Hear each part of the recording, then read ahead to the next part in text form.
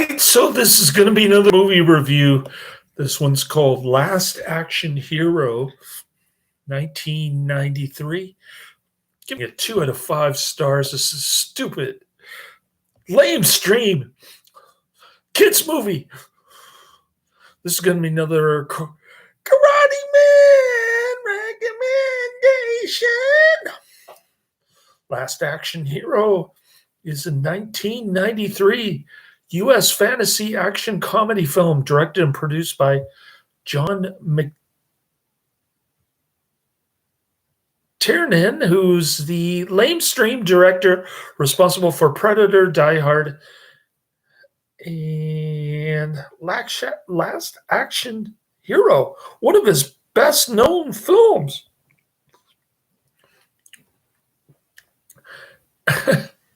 And co-written by Shane Black and Dane Arnott.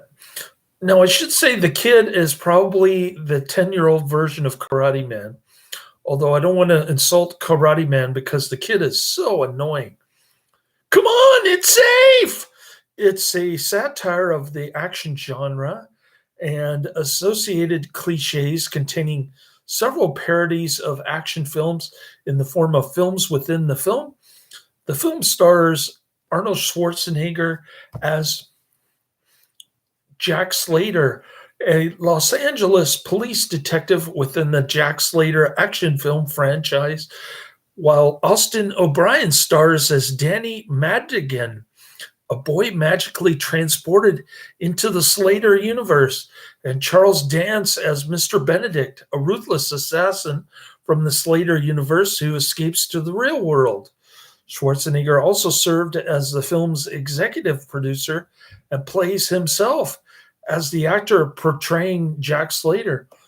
So I guess I should put his name in the Karate Man's in the chat room. What a coincidence.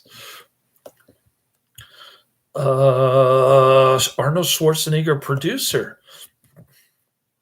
What?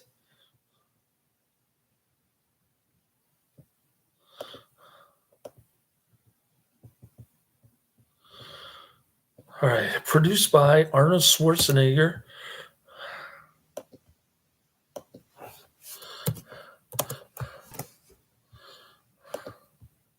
All right.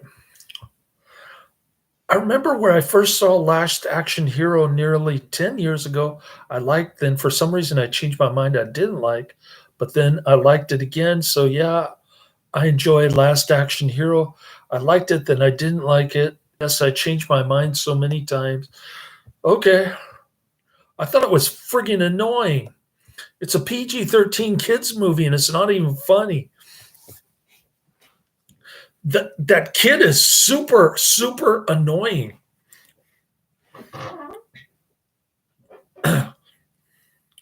Schwarzenegger also served as the film's executive producer and plays himself as the actor portraying Jack Slater. The film also marked Art Carney's and Tina Turner's last feature films before their deaths in 2003 and 2023, respectively.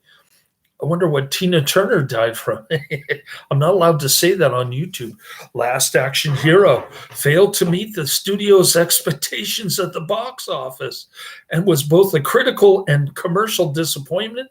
Since its release, Last Action Hero gained a cult following, with some noting it as underrated in Schwarzenegger's catalog. Yeah, that sounds like some noting. That sounds like Karate Man, all right. 10-year-old Danny Madigan lives in a crime-ridden area of New York City with his widow mother, Irene. Following his father's death, Danny takes comfort in watching action movies. Oh, he's a 10-year-old version of Karate Man. Oh, I don't know about Karate Man's father, especially a series featuring Los Angeles cop Jack Slater at a condemned movie theater owned by Nick. Nick gives Danny a golden ticket once owned by Harry Houdini and invites him to watch Jack Slater 4. Why would Harry Houdini be in a movie theater?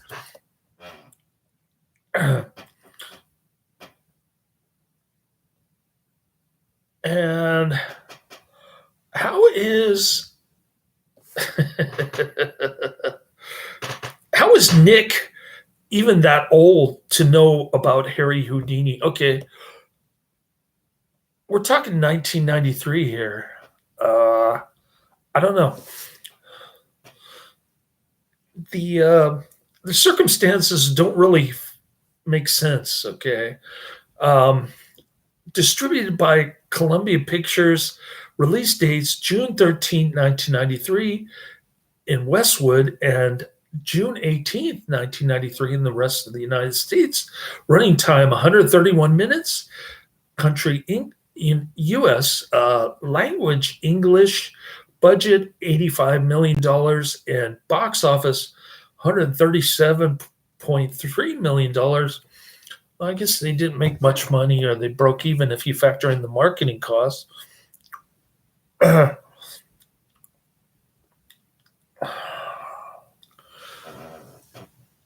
During the film, the ticket stub counterfoil transports Danny into the fictional world, interrupting Slater during a car chase. Slater takes Danny to the LAPD headquarters, where Danny points out evidence of the fictional nature of Slater's world, such as the presence of numerous attractive women and a cartoon cat detective named Whiskers, whose voice is Danny DeVito. Danny says that Slater's friend John Practice should not be trusted, as he killed Mozart, since he is played by the same actor as Antonio Sorelli in Amadeus. A movie that I've not seen, thankfully, though Slater dismisses this as Danny's imagination. Slater's supervisor, Lieutenant Decker, assigns Danny as his partner and instructs them to investigate criminal activities related to mafia boss Tony Vivaldi, who's supposed to be Sicilian, but he's Mexican, Anthony Quinn. Danny guides Slater to Vivaldi's mansion, recognizing its location from the start of the movie. There they meet Vivaldi's henchman, Mr. Benedict. Vivaldi and Benedict killed Slater's second cousin, but Slater has no evidence, and he is forced to leave with Danny. However, Benedict is curious as to how Danny knew, and he and several hired guns follow Slater and Danny back to Slater's home. There's Slater, his daughter, Whitney, who looks like Kelly Bundy from Married with Children, and Danny thwart the attack, though Benedict gets the ticket stub and discovers that it can transport him into the real world. Yeah, he's got a glass eye, but while he's removing his eyeball, you can see that he's got his two regular eyes. So what's going on here? Inquiring minds want to know. Slater deduces Vivaldi's plan to murder the rival mob by releasing a lethal gas. He and Danny go to stop it. But, and all of a sudden, Danny figures out how to use a forklift. They are waylaid by Practice, who reveals that Danny was right. He is working for Vivaldi. Whiskers kills Practice, saving Slater and Danny, who prevent any deaths from the gas release. Why do you need a cartoon character in an action movie? Why? After Vivaldi's plan fails, Benedict kills him and uses a stub to enter into the real world, pursued by Slater and Danny. The only good thing about this movie are the explosions. Van Damme has a cool cameo. Yeah, he's probably high on cocaine. Al Leong, of course, you've seen in nearly 100 action movies out there, is one of the bad guys during the car chase scene as he gets shot of gold ball pops on his head. Yeah, he's just driving around in a truck, standing up. I guess he's in the back. I don't know. And all of a sudden, this ice cream cone stabs in the back of the head. I don't know how an ice cream cone can penetrate your skull, but okay. I already put his name in the description. I recognized him, believe it or not. Slater becomes despondent upon learning the truth, but cheers up after spending time with Irene. Yeah, they're talking.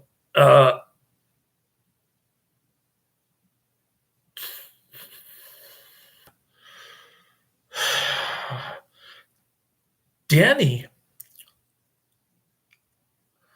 is disgusted because Schwarzenegger is turned into a sissy talking to his mother, the widow, in this tiny little New York apartment. Meanwhile, Benedict devises a plan to kill the actor portraying Slater in the movie. Arnold Schwarzenegger bring other movie villains into the real world and take over. To help, Benedict brings Ripper, the villain of Jack Slater 3, to Jack Slater 4's premiere to assassinate Schwarzenegger. Slater saves Schwarzenegger and Slater kills the Ripper. Benedict shoots Slater, critically injuring him. But later on, they say it's just a flesh wound. Danny disarms Benedict, allowing Slater to shoot Benedict in his explosive glass eye, killing him.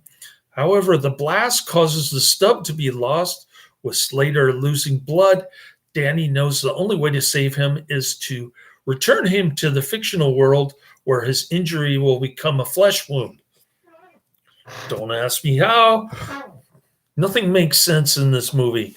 The ticket stub falls in front of a theater playing The Seventh Seal, where the figure of death emerges from the screen, played by Ian McKellen. Death is curious. Jack Slater is missing from his list of when people will die, and Danny is slated to die as a grandfather. Death then suggests searching for the other half of the ticket. Danny finds it, and and Danny takes Slater back into his movie, where his wounds instantly heal. Magic! Again! Danny returns to the real world before the portal closes. Recovered Slater then embraces the true nature of his reality, appreciating the differences between the two worlds. This movie is 131 minutes, way too long. Way too long. And consequently, I can't watch. Another lame stream recommendation from Adrian called Home Alone. Last Action Hero was an original screenplay by Zach Penn and Adam Leff, meant to parody typical action film screenplays of writers such as Shane Black. Penn himself noted that the studio ironically then had Black rewrite the script. The original screenplay differs heavily from the finished film and is widely available to read online. Although it was still a parody of Hollywood action films, it was set almost entirely in the film world and focused largely on the futile cycle of violence displayed by the hero and the effect it had on people around him. Due to the radical changes, Penn and Leff were eventually credited with the story of the film, but not the screenplay. Several script doctors did uncredited work on the script, including Carrie Fisher, Larry Ferguson, and William Goldman.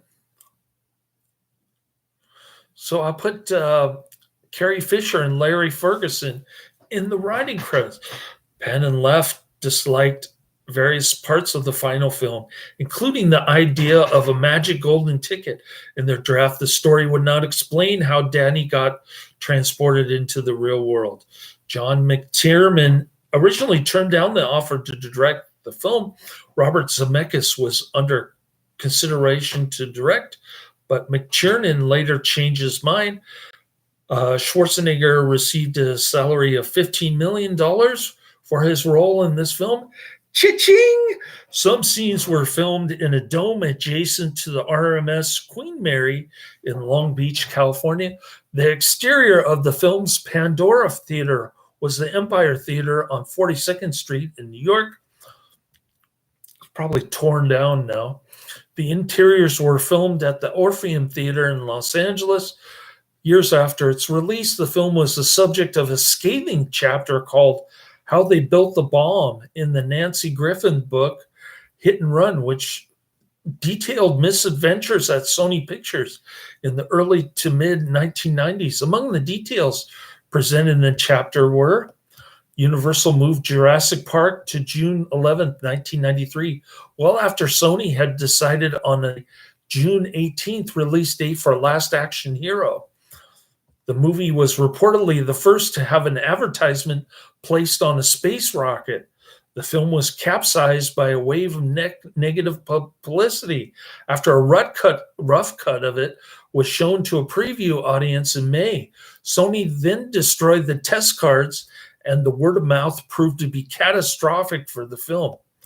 The shooting and editing schedule were so demanding and so close to the June 18th release date that after the movie's release, a source close to the film said they shouldn't have had Siskel and Ebert telling us the movie is 10 minutes too long. Sony was even more humiliated the weekend after the film opened when the movie lost 47% of its opening weekend audience and had TriStar's Sleepless in Seattle open as the number 2 movie at the box office. The final declared financial loss for the film was $26 million.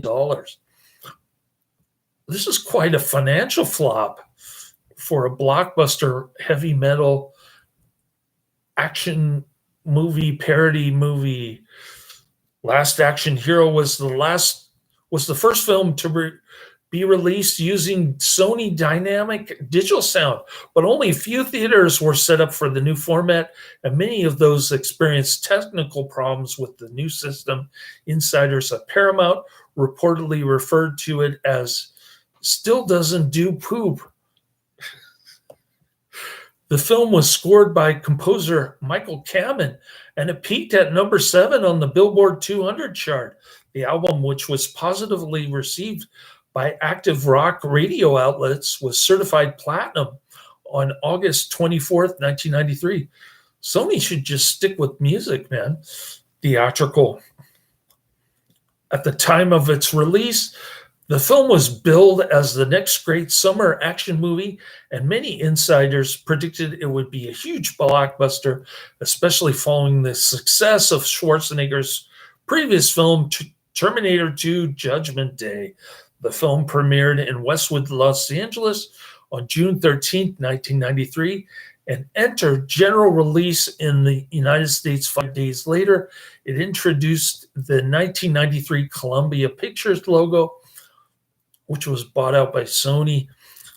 Last Action Hero was released on VHS and Laserdisc on January 26, 1994, and on DVD on October 7, 1997. On February 3rd, 2009, Last Action Hero was reissued on DVD by Sony Pictures Home Entertainment in a double feature set with the 1986 film Iron Eagle, which I have seen. Louis Gossett Jr. Top Gun ripoff. It was released on the high-definition Blu-ray disc format on January 12th, 2010. The film double featured with Hudson Hawk on Blu-ray and released by Umbrella Entertainment on September 4th, 2019, in Australia only. An Ultra HD Blu-ray restored version was released on May 18, 2021, and it featured a director's commentary track, deleted scenes, and alternative ending, and the original theatrical trailer all in 4K. The film was re-released with Cliffhanger, which is an okay Sylvester Stallone action thriller, in a 2-movie collection Blu-ray pack on November 2nd, 2021. I think I'd rather watch Cliffhanger than this, just for the very first scene in Cliffhanger. The film grossed approximately $1.1 million in previews on the evening of Thursday, June 17, 1993, and it opened at number 2 at the box office behind Jurassic Park's second weekend, grossing $14.2 million on its opening weekend from 2,306 theaters. It ended its run with $50,016,394 in the United States and Canada. The film was released in the UK on July 30th, 1993, on 266 screens, and again opened at number 2 behind Jurassic Park on 435 screens, with a gross of $1.34 million for the weekend. In France, it opened at number 1 with a gross of 21 million French franc, $3.6 million in its opening week.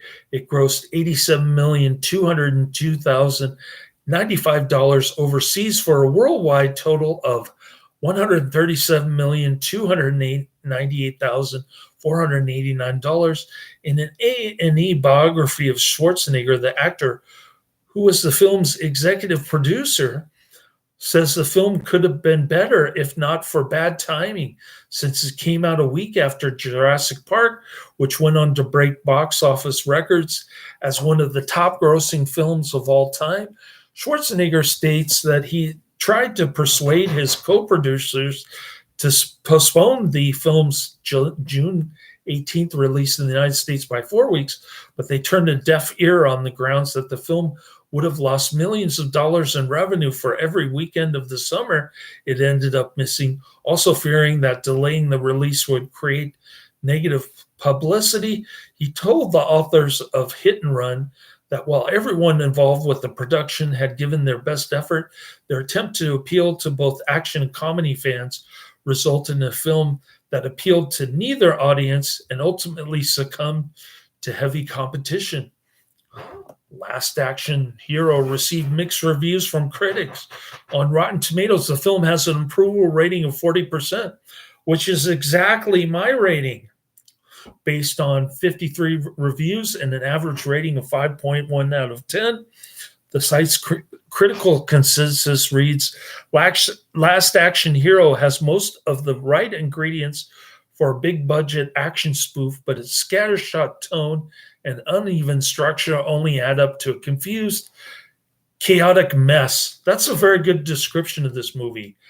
Confused, chaotic mess.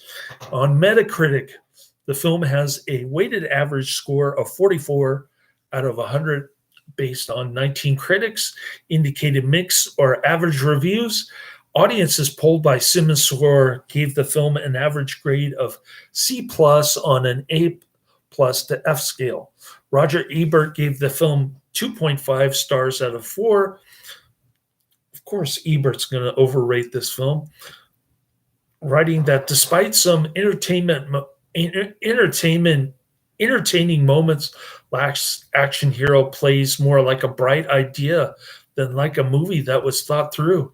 It doesn't evoke the mystery of the barrier between audience and screen the way Woody Allen did in The Purple Rose of Cairo. What about demons? We like demons on this channel. A lot of time it simply seems to be standing around commenting on itself. Vincent Canby likened the film to a 2-hour Saturday Night Live sketch and called it something of a mess, but a frequently enjoyable one. Owen Gleiberman of Entertainment Weekly wrote, Last Action Hero makes a strenuous show of winking at the audience and itself, and it seems to be celebrating nothing so much as its own awfulness. In a sense, the movie's incipient commercial failure completes it aesthetically. Variety called it a joyless, soulless machine of a movie, an 80 million plus mishmash of fantasy industry in-jokes, self-referential parody, film buff gags, and 2 big action set pieces. Halliwell's film guide described it as a film that tries to have it both ways. simultaneously mocking and celebrating the conventions of action movies, which leaves audiences as well as the actors and director in a state of bewildered confusion.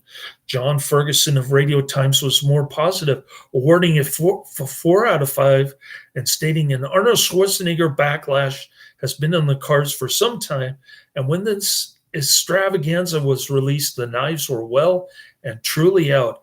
It was actually a little unfair because this is a smart, funny blockbuster. Smart? Really? I thought it was pretty dumb. Schwarzenegger has rarely been better, and he is backed up by a never-ending stream of star names and cameo roles. Well, that's the reason why Karate Man likes it. And although McTiernan has fun spoofing the conventions of the action genre, he still manages to slip in some spectacular set pieces. About the film's failure and critical response, John McTiernan, the lamestream director, said, initially it was a wonderful Cinderella story with a 9-year-old boy. We had a pretty good script by Bill Goldman, charming, and this ludicrous hype machine got hold of it, and it got buried under BS. It was so overwhelmed with baggage, and then it was whipped out unedited, practically assembled right out on the camera. It was in the theater 5 or 6 weeks after I finished shooting. It was kamikaze, stupid, no good reason for it. And then to open the week after Jurassic Park, gosh, to let the death of bad judgment involved in that, you need a snorkel. Later, Schwarzenegger blamed the film's poor performance on bad press and election of Democratic President Bill Clinton, which he said influenced audiences to see 1980 action film stars as lowbrow in 2000. Lowbrow. Oh, Bill Clinton is not lowbrow. Okay. Schwarzenegger is stupid. In 2017, he said streaming services gave the film its chance to reach new audiences, unencumbered by the bad press. In Netflix's 3-part docuseries Arnold, released in 2023, the actor recalled how the failure of the movie affected him. When Last Action Hero came out, I had reached my peak after Terminator 2, having the most successful movie of the year worldwide. I cannot tell you how upset I was about the negative Last Action Hero reviews. It hurts you. It hurts your feelings. It's embarrassing. Good. Here's another one on my channel. I don't want to see anyone for a week, but you keep plodding along. Director James Cameron said that he had called Schwarzenegger the weekend after Last Action Hero opened and recalled that it was the only time he's ever heard him down. Cameron continued. He took it as a deep blow to his brand. I really think it shook him. Yeah. Finally, people realized that Schwarzenegger is a stupid idiot. Shane Black was critical of the movie. It was a mess. There was a movie in there struggling to emerge, which would have pleased me. But what they made was a jarring, random collection of scenes. In the years since the release of The Last Action Hero, the film has developed a strong cult following. Karate Man's right in there. Oh, Karate Man's still posting chats. Okay. Of course, in an Arnold Schwarzenegger, there was always the epic one-liner before when he shoots Charles Dance's eyeball. He says, no sequel for you. Then boom, he dies. That wasn't a good one-liner. I didn't like that. Sylvester Stallone on the Terminator 2 Judgment Day poster is obviously a parody. Schwarzenegger and Stallone were still competing at each other of the muscle-bound action stars. Sharon Stone literally has a blink, you miss it cameo in the background. If you spotted her on the screen, she was in Total Recall with Arnold 3 years prior. I've seen the Total Recall remake. I have Total Recall on my list. It's probably coming up very soon. Total.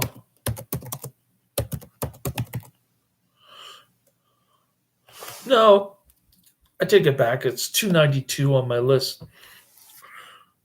Cameo after cameo, but that's the charm of it. It doesn't have any charm. Why do I need to see MC Hammer and the Wayans brother and Jean-Claude Van Damme for 1 second? What is the purpose of that? Do I get any? Does it contribute to the movie? Robert Patrick has a cameo. He was the evil T-1000 Terminator in Terminator 2 Judgment Day with Arnold. If you remember, he was the guy walking past with the police outfit mimicking that character. I've never seen T2. It's on my list.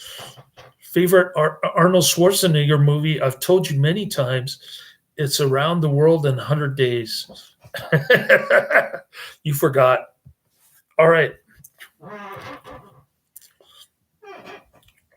Schwarzenegger singled out the movie as his most underrated. Last Action Hero was great. It wasn't fantastic, but it was underrated. Now more and more people are seeing it and saying, I love this movie. I'm getting the residual checks, so I know it's true. It made money. That's always an important thing for me. Obviously it is, because you made 15 million off of it and you still got residuals because of show business, right? Yeah. Yeah, you went into politics for the last Republican governor of California. Now he votes for Kamala Harris. Later, Charles Dance said, I think they just didn't time the release very well. It came out more or less at the same time as something very big, referring to Jurassic Park. But it was fun to do. He also praised Schwarzenegger. Arnold is a very smart man. Oh, yes. Very definitely, and very funny and very aware.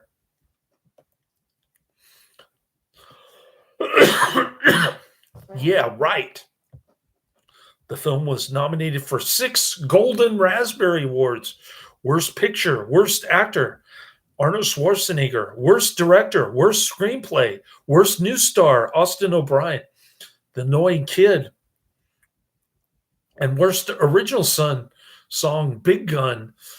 But it did not win any at the 1993 Stinkers Bad Movie Awards. The film received 2 nominations without wins. Worst Picture and Worst Actor, Schwarzenegger.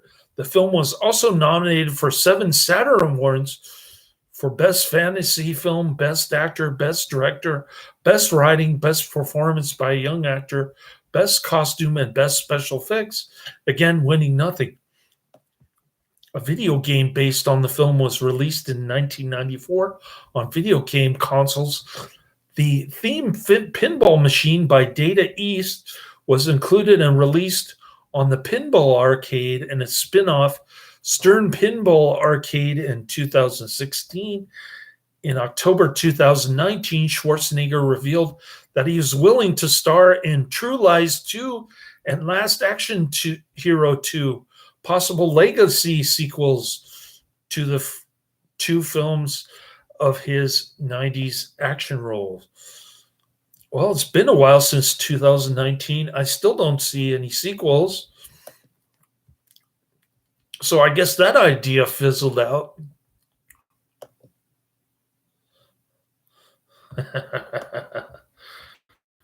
Karate Man has to say.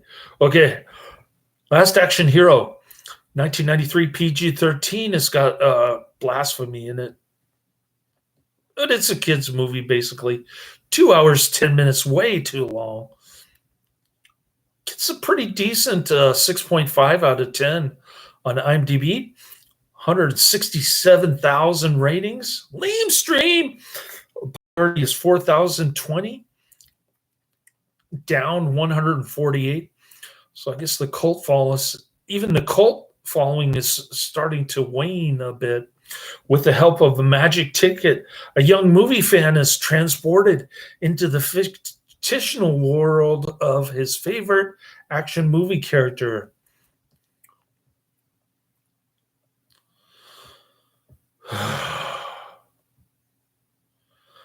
More like this kindergarten cops, twins, true lives, and Commando.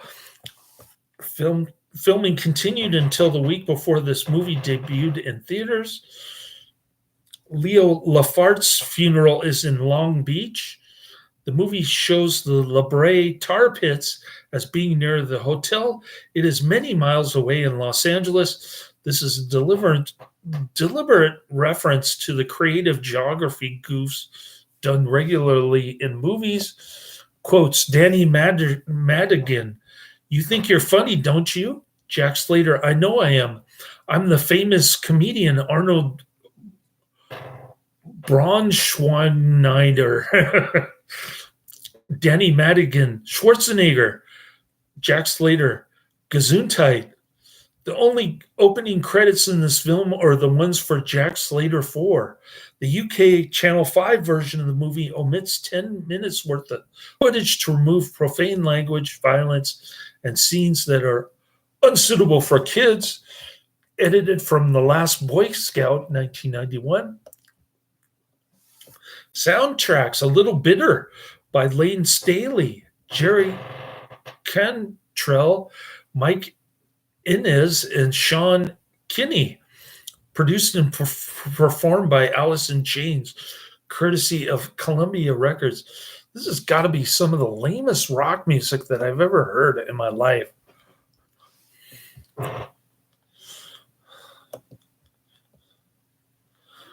All right. Here's somebody who's given it a really high 8 out of 10 on IMDb. Let's get an alternative review besides Karate Man's.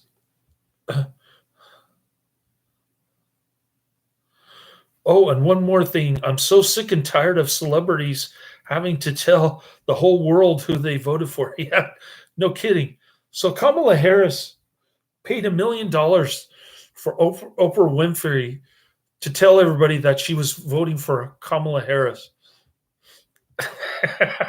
These people are so stupid. And they lost 14 million votes in the process. What a waste of money. All right. Curiosity Killed Sean is the name of the movie reviewer on IMDb. The date of the movie review is January 30th, 2011. 8 out of 10. The title of the review is An Intelligent, Underrated, and Overlooked Satire. Are you kidding me? It's sad to think that 18 years later, after its release, Last Action Hero is still trying to find its target audience. Audiences don't like smart movies. Are you kidding me? Or perhaps I should say audiences don't like to be outsmarted by movies. In the summer of 1993, the world was going crazy for a certain dinosaur movie. Almost everyone else didn't stand a chance. Last Action Hero came out a week after Jurassic Park. The only people who really went to see it were those who were too late for sold-out screenings of Spielberg's movie. Bad word of mouth spread for many reasons. Yeah, the movie sucked. Those lucky enough to actually see it on the big screen walked away confused and disoriented. They thought they were in for a straight-up action movie, not an existential metafictional parody of the genre that they cherished. It was just too much, and they weren't ready for it. Arnold had been riding the wave of Total Recall and Terminator 2 before the release of Last Action Hero. No one expected such a radical deviation from the norm. Okay. Well, we've got Arnold trying to do comedy again. Didn't he just do it in Twins? Danny Madigan is a lonely kid living in a tiny New York apartment with a single MILF. His only friend is Nick, an old-time projectionist at a rundown theater. A real theater, no multiplex nonsense. Danny likes to escape into the world of action movies. His biggest hero, obviously, being Arnie himself.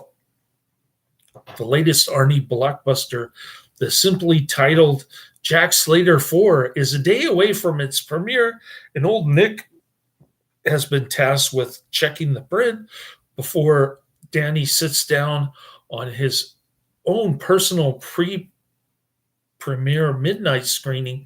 Nick gives him a magical ticket he's been saving since childhood. It's magic because Harry Houdini touched it or something. I don't know. 5 minutes after Jack Slater 4 begins, Danny is warped into the cinema screen and becomes part of the movie.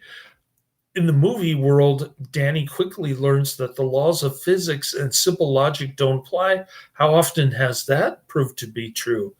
He's partnered with Slater, a renegade LA cop, and the absolute zenith of action heroes stereotypes, to find who killed his favorite second cousin Hank.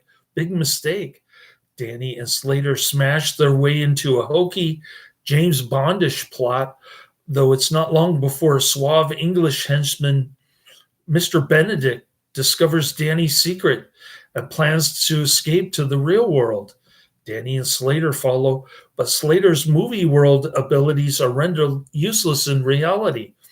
Doubt begins to seep in for the first time as he ends up questioning his powers as a good cop. Last Action Hero scores huge points all around. It's technically wonderful with gorgeous anamorphic Panavision photography full of wide angles and lens flares. The writing is sharp and funny. Arnie is great as an infallible hero in crisis, as well as making fun of his screen persona. And the action, both fictional and metafictional, is wild, overblown, and exciting. I just love Slater's huge fall from the elevator. It is interesting to note that it has a lot in common with Loaded Weapon, which came out earlier that year. Both are send-ups of the LA cop movie genre. Both star F. Murray Abraham in supporting roles. Both feature Frank McRae as a screaming lieutenant. Both have obvious Die Hard references, also directed by the infamous John McTiernan. The bad reputation is unjustified. The financial loss was a mistake entirely on Sony's part, and their lack of foresight into the 1993 summer season. Last Action Hero and Jurassic Park went head-to-head with their advertising, but the Dinosaurs movie's marketing campaign was just too groundbreaking. They also competed with each other on a technical level. Jurassic Park was the first film to feature DTS sound, while Last Action Hero was the first feature SDDS, Sony Dynamic Digital Sound, an 8-channel system that delivers every decibel of Slater's big gun and the multiple explosions of his daily life. It may be satire, but Last Action Hero just may be one of the last true action films. Real stunts, real explosions, real destruction, reality gone twisted. It's Arnold's most subversive movie, and it's many things, but bad ain't one of them. Well, I guess you haven't seen 100 Days Around the World.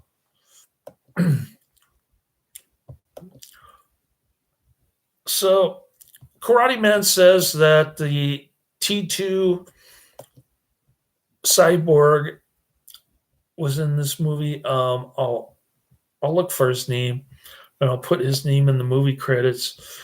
Also give credit to Carrie Fisher and that other person who was involved in the writing. Let's see, Carrie.